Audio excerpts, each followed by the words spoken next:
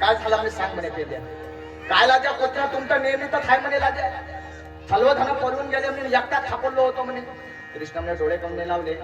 पाहिलं म्हणे तू काय कळतो म्हणे आणि गेलं मग काय कळतं कथा हाणलं म्हणे नाही म्हणे तुमचा नेहमी तर खाय म्हणे लाजा काय बा उठना अधून उठना थंगत नाही गल्या बलिले एकदाव हली डवल्याच्या ढली तोली तले आले देलोले ठाले गोपाळ पळून गेले मला तर एकट्याला धल्लोले मग